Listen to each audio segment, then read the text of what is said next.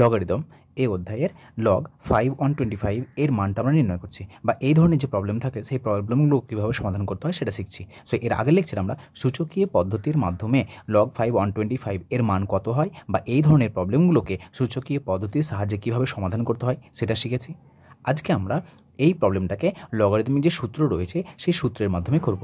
তেমন এই ধরনের প্রবলেমগুলোকে মেনলি আমরা দুই ধরনের আকারে করতে পারি। একটা হচ্ছে সূচকীয় পদ্ধতি বলতে পারো, একটা হচ্ছে লগারিদমিক সূত্র, যে সূত্র রয়েছে তার মাধ্যমে। সো লগে দেখো বেসিক কয়েকটা সূত্র রয়েছে, তার মধ্যে আমরা কয়েকটা লিখি। যে লগ অফ, আমরা জানি যে log of m into n, যদি লগ গুণের আকারে থাকে তাহলে এর ফর্মুলা কত হয় বলো তো? লগ যদি গুণের আকারে থাকলে ফাংশনগুলো কী হয়, এই যে ভেতরে রয়েছে তারা যোগের আকার হয়ে যায়। So log of m plus log of n, number 1। Number 2, log of m by n, যদি লগ ভাগের আকার থাকে তাহলে এই লগের ভাগের আকার থাকলে এটা বিয়োগ হয়ে যায়, log of m minus log of n. দেখো বেসে কিছু দেয়নি, সো বেসে কিছু দেয়নি মানে এখানে কী আছে এগুলো মনে মনে ভাবো যে প্রত্যেকটা ই আছে, ই মানে আমরা কি ন্যাচারাল লগ, সো ই রয়েছে। Number 3, log of m to the power c সমান সি লগ অফ এম। এবং number 4, log of a equals to 1। এই বেসিক চারটে ফর্মুলা অবশ্যই তোমরা লগের যে কোনো প্রবলেমকে করার জন্য এই বেসিক চারটে ফর্মুলা অবশ্যই মাথায় রাখবে। প্রথমে কি, যে লগ অফ এম এন যদি গুণের আকারে থাকে, দেখো লগের ভেতরে কিন্তু পেটে আছে, পেটে যদি গুণের আকারে থাকে তাহলে এটা কী করে, লগ এগুলোকে যোগ করে দেয়। এখানে কিন্তু লগকে কমন নিতে পারবে না, কখনোই নয়। তারপরে দেখো লগের ভেতরে যদি ফাংশনগুলো ভেতরে এম বাই এন ভাগের আকারে থাকলে সো ভাগের আকারে থাকলে এটা বিয়োগ হয়ে যায়। সো গুণের আকারে থাকলে যোগ হবে, ভাগের আকারে থাকলে বিয়োগ হবে।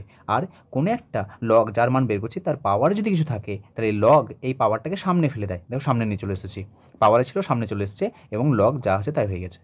আর এখানে সবথেকে গুরুত্বপূর্ণ যেটা সেটা হচ্ছে লগ বেসের মান আর যার মান বের করছি সেই দুটো যদি ইকুয়াল হয়ে যায়, এটাও এ এটাও এ, তাহলে এর মান কত হয়, এর মান 1 হয়। এবং এটাকে আবার এভাবে লিখতে পারি আমরা যে log of A by log of A, বেসে কিছু নেই মানে। সো উপরে যদি থাকবে তাকে আমরা লগ দিতে পারবো আলাদাভাবে, আবার নিচে যেটা থাকবে তাকে লগ দিতে পারবো। দেখো কাটাটি করে কত আসছে, ভ্যালু 1 আসছে। তার মানে এক কথায় এই বেসে আর উপরে যদি থাকে ইকুয়াল জিনিস থাকে তাহলে সেটা ভ্যালু হয় 1। এবার এই ফর্মুলা রয়েছে, এই ফর্মুলার সাহায্যে আমরা এর মানটা বের করবো। প্রথমে কী করবো আমরা, প্রথমে দেখো লগ,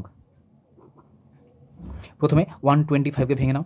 আগেরবার আমরা 125কে ভেঙেছিলাম। 125 যেটা রয়েছে আমাদের লগ 125, এই 125কে ভাঙো, তাহলে ভাঙলে কত আসছে 5, 5 25, 125, 5 5 25। তাহলে দেখো 125-এর পরিবর্তে আমরা লিখতে পারবো 5 গুণিত 5 গুণিত 5, তার মানে 5-এর পাওয়ার কিউব, তার 5-এর পাওয়ার 3 আসছে। তার মানে এই 125-এর পরিবর্তে লিখছি আমরা 5-এর পাওয়ার 3। এবার বলো তো যে লগ অফ 5, এই যে 3 আছে এই পাওয়ারটা কী হবে দেখো তো, এই যে ফর্মুলা দেখো, লগ পাওয়ারে যদি কোনো সংখ্যা থাকে সেই সংখ্যাটা সামনে চলে আসে, তাহলে এখানে 3 আছে, এই 3টা কোথায় আসবে, সামনে আসবে।